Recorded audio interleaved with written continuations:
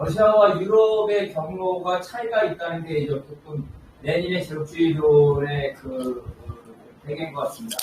유럽은 부르주아 민주주의를 겪었고, 레닌 시대 유럽은 이미 독일 3인당이라든가 총혁명이 돼 있는 조건이었고, 혁명으로 가는 경로의 배경이 틀렸고, 달랐고, 러시아와. 그래서 그 경로가 달랐다는 거예요.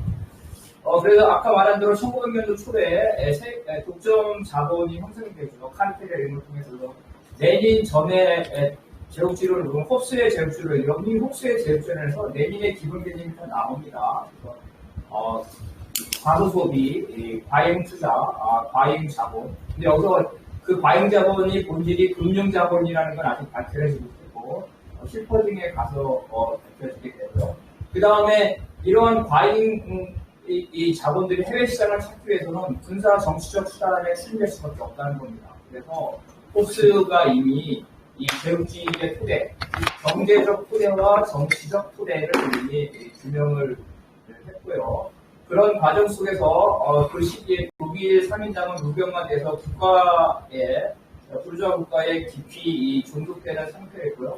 그 이후에 이제 실퍼딩이 1910년에 이 금융 자본론, 자본주의의 최근 단계, 최고 단계가 최근 단계라고 쓰는데 이 실퍼딩에 와서는 비로소 과잉 자본이 금융 자본이라는 거를 규명을 했고요.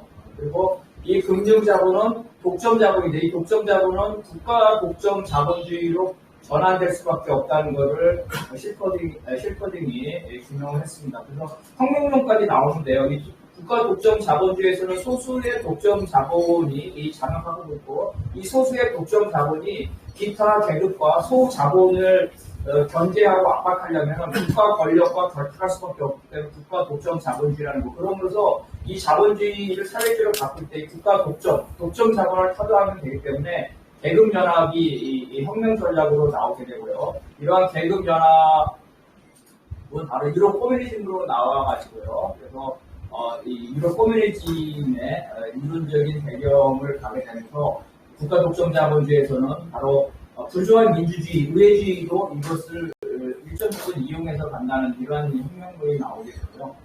그 다음에 실퍼딩 다음에는 노자가 자본 축적론을 썼죠. 노자의 첫 번째는 자본주의가 살아남으려면은 비자본주의가 필요하다는 거죠. 이걸 항상 착취를 해야 된다는 겁니다.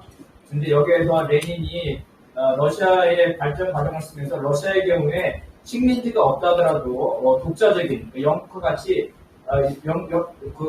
자본주의 외부 조건이 없더라도 수탈 부분이 없더라 하더라도 국내 자체만으로도 자본주의가 성장할 수 있고 노동계급이 성장하기 때문에 러시아에서 식민지를 갖고 있지 않더라도 독자적인 러시아의 자본주의가 발전하고 노동계급이 형성되기 때문에 농민이 아니라 노동자가 혁명의 주체가 된다고 해서 노자를 비판했고요. 노자의 장점은 뭐냐면 자본주의는 비자본주의가 없으면 살아남지 못했기 때문에 자본주의가 멸망하는 것, 이거는 바로 비자본주의가 자본주의를 거부하는 것이라는 이건 종속이론에 넘어가면 종속이론 똑같은 이론을 가지고 있으면서 바로 이제 이 제국주의의 모순이죠.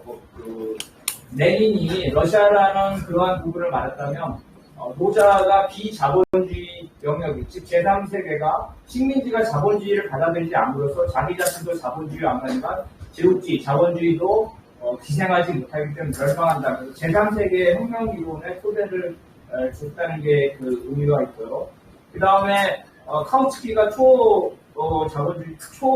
초제국주의론이죠.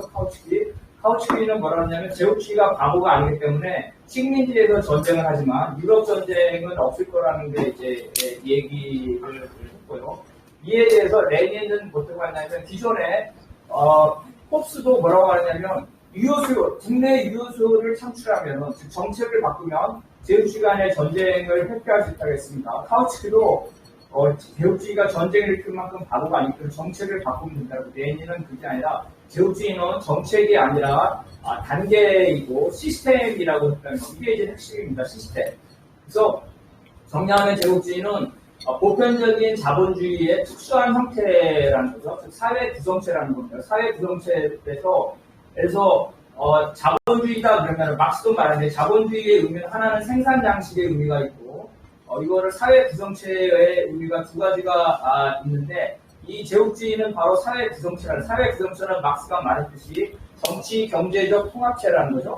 정치는 생산 양식과 그 다음에 부르주아적 경제생활 거기에 대응하는 상부조 이게 사회 구성체인데 제국주의도 마찬가지라는 경제적인 측면에서 상품 수출과 자본 수출이고 그다음에 금융 자본의 우수이고 정치적 측면에서는 세계 시장의 독점적 분할 어느 한 시장을 독점적으로 하는 거죠. 그리고 제일 중요한 게 영토적 분할. 영토적 분할은 이미 레닌이 다 말했습니다. 레닌이 말한 게 식민지, 완전한 영토 식민지, 그 다음에 중국과 같은 반식민지, 그리고 아까 방금 우리 박찬호 동지가 말했는데 이거 대리정권이죠. 대리정권.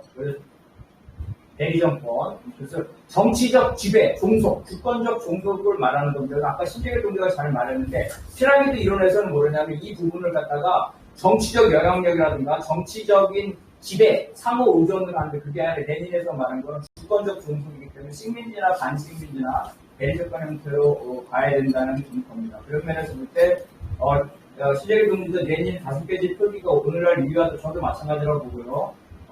그래서 중국과 결론 말하면 이제 중국과 러시아의 경우에는 바로 이제 자본주의에서 토대에 상응하는 상부구조라는 거죠. 그래서 제국주의에서도 보게 되면은 영토 분할이 뒤에 나오는 영토 분할이 단순한 영토 분할이 아니라 상품 시장과 자본 시장을 하기 위한 영토 분할이라는 거예요. 근데 중국이나 러시아 같은 경우 과거 소련도 마찬가지죠. 식민지나 다른 민족을 지배했겠지만 이것이 바로 상품이나 자본 수출을 위한 즉 경제적 목적을 위한 지배가 아니기 때문에 형식적으로 다른 민족이나 다른 국가를 하더라도 레닌이 말한 막스가 말한 정치 경제적 통합소를 본다면 중국과 러시아는 제국주의가 아니라고 볼 수가 있겠습니다. 그리스 공산당이 그렇게 지금까지 하는 이유 그리고 나서 그리스 내전 시대에 소련이 스탈린이 많이 키워줬죠. 그래서 그 사람들이 다시 그리스가 세계 공산당 노동당 대회를 20년 동안 하면서 공산주의의 리더로서 자리하는데 실제로 그리스 공산당은 국내에서 20여 명 정도, 그러니까 10%, 그리스의 의회의 10% 정도, 그 다음에 유럽 의회의 10% 정도를 가지고 있는 제도정당입니다. 의회정당입니다. 유럽에서는 러시아 포비아가 있습니다. 과거 프레이션과 러시아가 전제국가가 자유주의 국가인 서유럽을 점령할 때 있는 포비아가 있는데 그 포비아가 소련 포비아, 지금도 러시아 포비아가 있는데 바로 러시아 포비아이기 때문에 마치 한국의 진보정당이 북을 비판하지 않으면 안 되듯이 바로 이 그리스 공산당이 이러한 제도정당으로 자기를 유지하려면 러시아를 비판할 수밖에 없는 이러한 양비론적을 취할 수밖에 없죠. 이 양비론을 정당화시키는 이론이 피라미드 이론인데 결론만 말하면 피라미드 이론은 이론이 아니라 하나의 문학적 표현이다라고 볼 수가 있겠습니다. 왜냐하면 레닌의 정치 경제적 통합체를 해체하면서 경제적인 것, 자본 수출과 상품 수출만 있었더라도 제국주의라고 그 다음에 주권적 종속이 아니라 정치적 영향만 있더라도 심지어 노동자연대죠. 다음 트로지 같은 경우는 상호 우선성까지도 이러한 주권적 종속을 확대하면서 제국주의 개념을 확산시키는 이럴 경우에는 1등 제국주의부터 100등 제국까지 그리스 공산당이 그렇습니다. 미국이 제1등이고 맨 밑에는 한국이나 남아프리카 공화국까지 있다고 하는데 이러한 부분은 바로 이제 그리스 공산당이 가지고 있는 유럽에서의 제도정당으로서 기회주의적인 양비론적 입장이라고 때문에 일으켜진다. 이상입니다. 다시 한번 강조하지만 그렇기 때문에 정치적 핵심은 군사주의가 될 수밖에 없고 이데올로기는 비합리주의다. 제국주의를 정의하는데 이것까지 같이 가야 된다는 거예요.